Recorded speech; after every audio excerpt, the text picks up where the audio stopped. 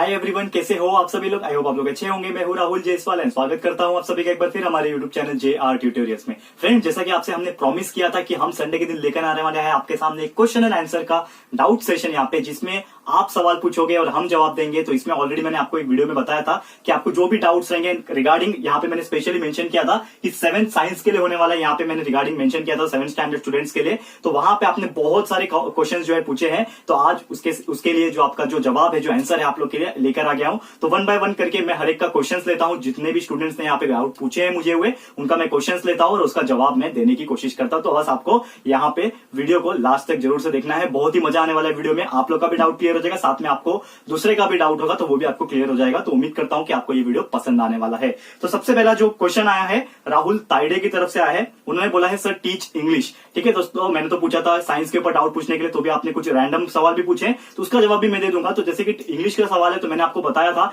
कि हम हर सब्जेक्ट का कोशिश कर रहे हैं यहाँ पे हमारे चैनल पे आपको देने के लिए। जैसा मैंने आपको साइंस का दिया, जैसे आपको मैंने मैथ्स का दिया, जैसा मैंने आपको सोशल स्टडी का दिया, जो मैंने आपसे प्रॉमिस किया था मैं धीरे धीरे करके फुलफिल करते आ रहा हूँ। एक अकेला टीचर हूं, तो आप थोड़ा समझ सकते, थोड़ा सपोर्ट कीजिए। इंग्लिश भी हमारे चैनल पे जल्दी से जल्द आने वाला है। ठीक है, और आगे बढ़ते हैं। दूसरा सवाल है यहाँ पे पीयूष गुप्ता की तरफ से।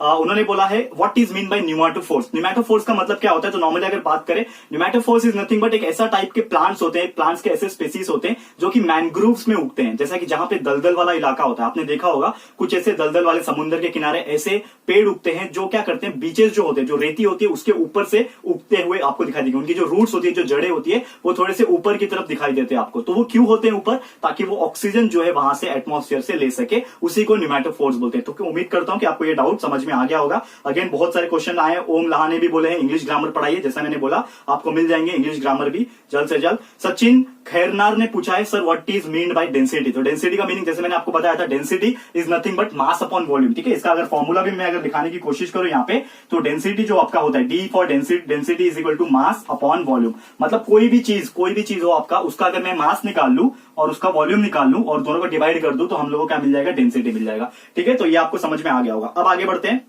आरती बामने जी ने पूछा है what is mean by ectoparasite nutrition and endoparasitic nutrition. तो एक्टोपैरासाइट न्यूट्रिशन एंड एंडोपैरासाइट नाम से ही पता चलता है। एक्टोपैरासाइट है मतलब एक ऐसा तरीके का पैरासाइट है, एक ऐसे तरीके का ऑर्गेनिज्म है जो किसी और ऑर्गेनिज्म के ऊपर या फिर किसी और एनिमल या फिर प्लांट के ऊपर ग्रो करता है। जैसे कि कोई एनिमल ले लो, ठीक है, जैसे कि एक काऊ ले लो, बफेलो ले लो, उसके स्किन के ऊपर आपने देखा होगा, बॉडी के ऊपर कुछ ऐसे ऑर्गेनिज्म बैठे रहते हैं और उसी का क्या करते हैं, ब्लड को सक करते हैं। तो ऐसे टाइप के एक्टोपैरासिटिक हो गए, मतलब ऊपर से बैठने वाले। और दूसरा जो आपने पूछा एंडोपैरासिट, वो क्या होते हैं, इंसान हो गए या फिर कोई जानवर हो गए, उनके अंदर होते, बॉडी के अंदर, जैसे कि स्टमक के अंदर मोस्टली ज्यादा नहीं होते, लेकिन इंटेस्टाइन के अंदर सबसे ज्यादा प्रेजेंट होते हैं और वहीं से वो क्या करते हैं, न्यूट्रिशन को एब्सॉर्ब करते हैं। तो ये आपका हो गया जवाब एक्टोपैरासिटिक एंड एंडोपैरासिटिक न्यूट्रिशन के अंदर। प्रमोद वेरुलकर जी ने पूछा है यहाँ पे what do mean by mass. तो जैसा मैंने बोला कि कोई भी चीज का मास क्या होता है, उसका वजन होता है। ठीक है, कोई भी ऑब्जेक्ट ले लो, उसका वजन जो है उसको बोलते हैं हम लोग मास। ठीक है, ये आपको समझ में आ गया होगा। एक बहुत इंपॉर्टेंट क्वेश्चन पूछा है वैशाली अलोन ने। ठीक है, वैशाली अलोन नाम थोड़ा डिफरेंट है, ओके, बट यहाँ पे सवाल ये है एनोमलस बिहेवियर ऑफ वाटर। ठीक है, तो एनोमलस बिहेवियर का वाटर मतलब क्या होता है? एक ऐसा बिहेवियर है वाटर का जो थोड़ा सा डिफरेंट है बाकी कोई भी लिक्विड से। क्या होता है कि जब भी आप पानी को ठंडा करते हो, मतलब कूल डाउन करते हो, पानी को नॉर्मल टेम्परेचर से आप कूल डाउन करते हो, तो जैसे जैसे टेम्परेचर रिड्यूस होता जाता है वैसे वैसे उसका जो डेंसिटी है वो इंक्रीज होता जाता है। आपको ये वर्ड याद रखना है कि टेम्परेचर अगर क्या हो रहा है, अगर टेम्परेचर जो है वो रिड्यूस हो रहा है, इसका मतलब जो डेंसिटी है वो क्या होता है, इंक्रीज होता है। लेकिन वो कब तक होगा? At 4 degree Celsius. जब तक वो 4 डिग्री सेल्सियस तक नहीं आएगा तब तक ये होता है। लेकिन जैसे ही वो 4 डिग्री सेल्सियस तक हमारा जो पानी का टेम्परेचर है वो आ जाता है, उसके बाद क्या होता है, 4 डिग्री के नीचे जब टेम्परेचर आने लगता है, मतलब 4 के बाद जब 3 डिग्री आएगा, तो ये जो डेंसिटी बढ़ रहा था ये होने लगता है डिक्रीज। मतलब यहाँ पे होता है एक चमत्कार, जो कि आप बोल सकते हो बहुत डिफरेंट बिहेवियर है वाटर का। इसमें होना क्या चाहिए कि जैसे जैसे मैंने बोला कि टेम्परेचर रिड्यूस होगा वैसे वैसे डेंसिटी इंक्रीज होता है। ऐसे ही हो रहा था, लेकिन कब तक हो रहा था? सिर्फ 4 डिग्री तक। तो आप बोल सकते हो कि 4 डिग्री तक आपका जो डेंसिटी होता है पानी का वो मैक्सिमम होता है, उसके बाद वो डिक्रीज होने लगता है। आपको पता है कि बर्फ जो है, आइस जो है, वो पानी में फ्लोट करता है। इसका मतलब आइस का जो डेंसिटी कम होना चाहिए। ठीक है, तो इसके लिए डेंसिटी जो है आइस का कम हो जाता है 0 डिग्री तक आते आते बर्फ बनते बनते। ठीक है, तो उम्मीद करता हूं कि आपको ये सवाल का जवाब जो है समझ में आ गया होगा। एंड बात करूं आपको कि यहाँ पे जो स्टूडेंट्स हैं, यहाँ पे बहुत सारे कमेंट्स आए हैं, तो हर एक कमेंट का यहाँ पे रिप्लाई देना इम्पॉसिबल है। तो जो इंपॉर्टेंट क्वेश्चन जो पूछे गए मैं सिर्फ वही ले रहा हूं। तो अगर किसी को यहाँ पे बुरा लगता है तो उसके लिए मैं माफी मांगना चाहूंगा। हमारा टाइम भी लिमिटेड होता है, आपको पता ही है कि बाकी सब्जेक्ट बाकी स्टैंडर्ड्स भी होते हैं यहाँ पे। तो उम्मीद करता हूं कि अगर आपने कुछ जेन्युइन सवाल पूछे हैं, अच्छा सवाल पूछा है, तो उसका जवाब मैं यहाँ पे दे पा रहा हूं। ठीक है, एक यहाँ पे एक और सवाल पूछा गया है प्रमोद वेरुलकर की तरफ से, जो कि पूछा है I don't understand density mass and volume. जैसा मैंने बताया ये formula density is equal to mass upon volume.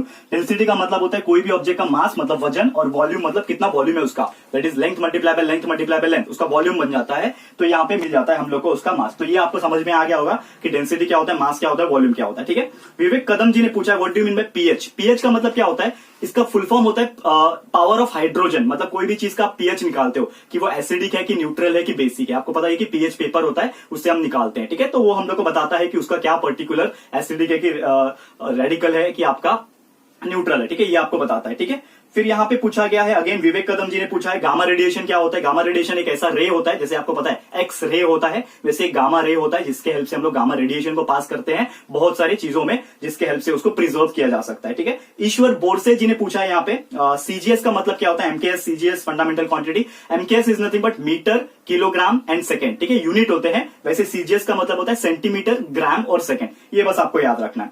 ठीक है, और बात करें आरिफ पठान जी ने पूछा है adaptation for blending with surrounding. ठीक है, कोई ऐसा चीज जो सराउंडिंग से ब्लेंड हो जाता है, जैसे कि आपको पता है चैमिलियन जो होते हैं, गिरगिट, वो क्या होती है अपना रंग जो है बदलते हैं, तो वो भी क्या हो गया सराउंडिंग के हिसाब से अपना जो है जो नेचर होता है जो एडाप्टेशन कर लेते हैं वो लोग, ये यहाँ पे होता है। तो ये एग्जाम्पल हो गया। ठीक है, आयुषी नागवेकर ने पूछा है एडाप्टेशन एंड क्लासिफिकेशन, जो मैंने ऑलरेडी बता दिया आपको। चार्ल्स डार्विन एक साइंटिस्ट है जिन्होंने अपना ओरिजिन ऑफ लाइफ के बारे में लिखा था। उन्होंने एक बुक भी लिखा था उसके ऊपर, तो ज्यादा आप जानकारी चाहते हो चार्ल्स डार्विन के बारे में तो वहां पे बुक पढ़ सकते हो आप। टेरेस्ट्रियल मीनिंग का मतलब क्या होता है। टेरेस्ट्रियल मीनिंग मतलब क्या होता है, जो जंगल में रहता है, जो जमीन पे रहता है, उसको टेरेस्ट्रियल बोलते हैं। ठीक है, फिर बहुत सारे में पूछे हैं कुछ आप लोग जो सवाल पूछे हो, यहाँ पे कंप्लीट सवाल पूछोगे तो ही मुझे समझ में आएगा। यहाँ पे प्रतिमा चिल्का जी ने पूछा है सर फूड सेफ्टी में मुझे समझ में नहीं आया। लेकिन क्या समझ में नहीं आया आपको थोड़ा मेंशन करना पड़ेगा, तभी मैं आपको जवाब दे पाऊंगा। ठीक है, तो आपको उम्मीद करता हूँ समझ में आ गया होगा। Scatter of light Niharika Singh ji ने पूछा है स्कैटरिंग ऑफ लाइट। तो scattering of light is nothing but जो आपका लाइट जो होता है एक पर्टिकुलर पॉइंट पे आके क्या होता है, सनलाइट स्कैटर होता है एक जगह पे, जब टकराएगा एक पर्टिकुलर ऑब्जेक्ट के ऊपर टकराएगा तो उसमें से क्या होता है वो लाइट्स जो है स्कैटर होती है, तो उसी को स्कैटरिंग ऑफ लाइट बोलते हैं। इसको आप डीप में पढ़ोगे, जब आप थोड़ा हायर स्टैंडर्ड में जाओगे तो आपको ज्यादा समझ में आएगा। फिर आपने जो पूछा है गायत्री गजरे जी ने पूछा है मोनोकोटिलिडस प्लांट का मतलब क्या होता है। मोनोकोटिलिडस मतलब जिसमें सिर्फ सिंगल कोटिलिडॉन होते हैं। कोटिलिडॉन मतलब सीड जो होता है, सीड उसको अगर दो टुकड़े में कन्वर्ट करते हैं तो वो नहीं होगा दो टुकड़े में, दो अलग अलग कोटिलिडॉन्स नहीं होते, तो उसको हम लोग मोनोकोटिलिडॉन या फिर सिंगल कोटिलिडॉन बोलते हैं। ठीक है, फिर आपके संजय थॉर्माइस जी ने पूछा है ठीक है फ्लावर एंड लीफ का स्ट्रक्चर। तो यहाँ पे मैं डायग्राम ड्रॉ करके नहीं बताऊंगा, लेकिन कोई बात नहीं, फ्लावर एंड लीफ नॉर्मली जैसे आप ड्रॉ करते हो वैसे आप ड्रॉ कर सकते हो, बहुत इजी होता है। कोई भी तरीके का फ्लावर ड्रॉ कर लो, लीफ बता दो, कोई भी प्रॉब्लम नहीं आएगा। ठीक है, जुगल किशोर धाकारे जी ने पूछा है यहाँ पे वीनस फ्लाई ट्रैप क्या होता है। वीनस फ्लाई ट्रैप की अगर बात करें तो एक ऐसा प्लांट होता है जो नॉर्मली इंसेक्ट को खाता है। अगर उसके ऊपर इंसेक्ट बैठ जाएगा तो वो उसको खा लेता है, एक तरीके का ये क्या होता है न्यूट्रिशन के तौर पे इंसेक्टिवरस प्लांट में ऐसा माना जाता है। इंसेक्टिवरस प्लांट क्या करते हैं, इंसेक्ट को खाते हैं। ठीक है, फिर ऐसे बहुत सारे सवाल है। मेजरमेंट ऑफ फिजिकल क्वांटिटी, जैसे मैंने आपको बताया सीजीएस एमकेएस जो पूछा गया था यहाँ पे रंजना अबूज जी की तरफ से फिजिकल क्वांटिटीज के बारे में। ठीक है, ओला कैब्स जी ने पूछा है what was your inspiration of starting studying lecture for students and do you love what you're doing। तो जी हाँ, मैं आपको बता दूं कि जो मैं कर रहा हूं यहाँ पे मैं टीचिंग कर रहा हूं, मुझे ये पसंद है, इसके लिए मैं यहाँ पे टीचिंग कर रहा हूं। मैं ऑफलाइन भी टीचिंग करता था बट बिकॉज ऑफ आपको पता है कोरोना की वजह से यहाँ पे कुछ स्थिति ऐसी है कि यहाँ पे मैं ऑफलाइन लेक्चर नहीं ले पा रहा, तो इसके लिए ऑनलाइन लेक्चर्स यहाँ पे जोरों से चल रहे हैं। तो जो मैं कर रहा हूँ वो बहुत अच्छा लग रहा है। एंड जहां तक इंस्पिरेशन की बात है तो ये जो इंस्पिरेशन मुझे मिलती है, हमेशा मैं आगे बढ़ने का सोचता हूँ, तो ये जो इंस्पिरेशन है मुझे बहुत सारे बुक्स जो मैंने पढ़े हुए हैं, बहुत ही अच्छे अच्छे बुक्स है वो मैंने पढ़े हैं, तो उससे मुझे इंस्पिरेशन मिली है। तो आप लोग को जितने भी स्टूडेंट्स ये वीडियो देख रहे हैं उनको मैं रेकमेंड यही करूंगा कि अभी से आप कम उम्र से ही बुक्स रीडिंग जो होते हैं, बहुत सारे ऑथर्स होते हैं, अच्छे अच्छे ऑथर्स होते हैं, उनके बुक्स रीडिंग करना आप शुरू कर दीजिए, आप लोग को बहुत बेनिफिट मिलेगा। आप लोग के लिए एक रिकमेंडेशन के लिए यहाँ पे मैं कुछ बुक्स जो मैंने पढ़े हुए इंपॉर्टेंट है, बहुत अच्छे हैं, आप लोग के लाइफ लेसन सिखाएंगे आपको, तो उसका लिंक मैं डिस्क्रिप्शन में डाल दूंगा, आप वहां से जाके चेक कर सकते हो, आपको पता चल जाएगा। ठीक है, आगे बढ़ते हैं हमारे क्वेश्चंस की तरफ। हाँ, एक बहुत अच्छा सवाल है प्रांजल परब जी की तरफ से, how does water droplets collect outside the the glass, पानी का जो ग्लास होता है उसके बाहर पानी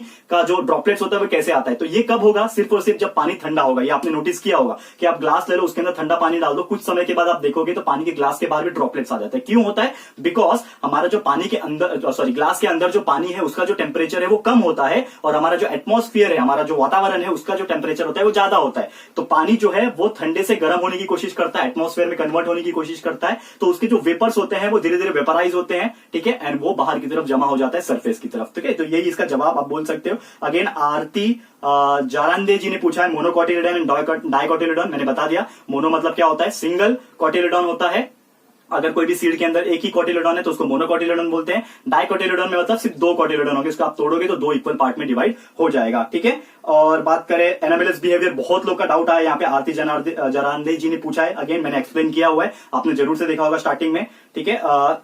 यहाँ पे पूछा है, थैंक यू सर, ओके कोई बात नहीं, वेलकम टू ऑल यहाँ पे। बट आपको यहाँ पे डाउट्स पूछने थे दोस्तों, उम्मीद करता हूँ हमारे पास टाइम लिमिट कम होता है दोस्तों, इसके लिए मैं थोड़ा फास्ट जा रहा हूँ यहाँ पे, उम्मीद करता हूँ कि आप लोग समझ पा रहे होंगे यहाँ पे, ठीक है। You can take online classes for 7th standard, Asha Borkute ji ने पूछा है। जी हाँ दोस्तों, मैं जरूर से ऑनलाइन लेक्चर लूंगा, आपको कोई प्रॉब्लम नहीं है, लेकिन ऑनलाइन में ये होता है कि थोड़ा सा टाइम वेस्ट होता है आप लोग का, तो इसके लिए मैं आपको अभी ऑनलाइन लेक्चर नहीं दे रहा हूं। जैसे जैसे हमारा थोड़ा सेशन अच्छा हो जाएगा, हमारे से बच्चे और अच्छे से जुड़ जाएंगे, सब्सक्राइब जब आप करवाओगे, ऑब्वियसली आप करवाओगे सब्सक्राइब, तो और थोड़े बच्चे जुड़ जाएंगे, तो जरूर से मैं ऑनलाइन लेक्चर जो है आपके लिए लेकर आ जाऊंगा, हर एक स्टैंडर्ड के लिए लेकर जाऊंगा। तो आपको कोई भी चिंता करने की बात नहीं है, बस हमारे चैनल पे बने रहना है, आपको जरूर से मिल जाएगा, ठीक है। एक अच्छा सवाल ये है भाविन भानुशाली की तरफ से, what do you mean by holozoic nutrition. Holozoic nutrition मतलब एक तरीके का ऐसा न्यूट्रिशन है जिसमें जो ऑर्गेनिज्म होता है वो एक पर्टिकुलर माउथ से खाना नहीं खाता। जैसे कि एग्जांपल बताऊं, अमीबा, होलोजोइक न्यूट्रिशन का बेस्ट एग्जांपल होता है अमीबा।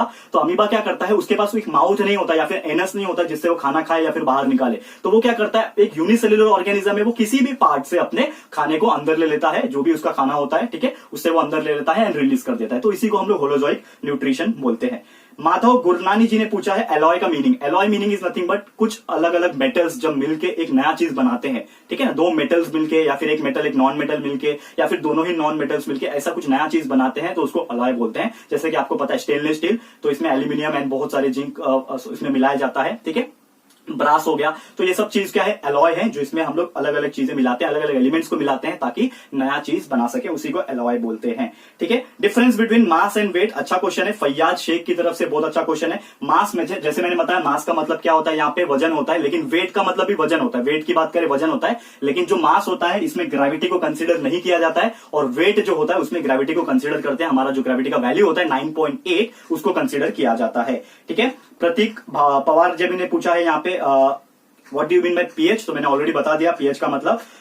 प्रतीक पवार जी ने पूछा इंग्लिश ग्रामर, तो जैसे मैंने बोला आप जरूर से लेंगे हम लोग इंग्लिश ग्रामर, आपको बस हमारे इस चैनल पे बने रहना है। फिर आप देख सकते हो यहाँ पे एम दुगार जी और प्रज्वती सिरसाट, इन्होंने पूछा है एनामेलस बिहेवियर, तो अगेन मैंने आपको बताया हुआ है स्टार्टिंग में ही, एनामेलस बिहेवियर ऑफ वाटर, ठीक है। एंड यहाँ पे वॉट मीनाक्षी सारभ जी ने भी पूछा है मास एंड वेट, अगेन मैंने यहाँ पे बताया हुआ है कि मास एंड वेट क्या होता है। नागमणि कुन्ना वेनी ने पूछा है sir take please live lectures, तो अगेन मैंने आपको बोला लाइव लेक्चर जल्द से होने वाला है दोस्तों। तो यही था हमारा दोस्तों आज का डाउट सेशन, जिसमें 7th स्टैंडर्ड के साइंस में आप लोग बहुत सारा कमेंट गिन तो नहीं सकता, लेकिन 70-80 कमेंट तो आ ही गए थे दोस्तों। तो यहाँ पे बहुत बड़ी बात होती है, यहाँ पे हर एक का मैंने ऑलमोस्ट यहाँ पे कवर किया है, हर एक का कमेंट का जवाब मैंने देने की कोशिश की है। तो अगर किसी का बाई चांस छूट गया रहेगा, बहुत फास्ट जा रहा हूँ यहाँ पे, तो उसके लिए मैं तहे दिल से माफी मांगना चाहूंगा। अगर किसी का छूट जाता है, नेक्स्ट टाइम हम लोग कवर कर लेंगे दोस्तों।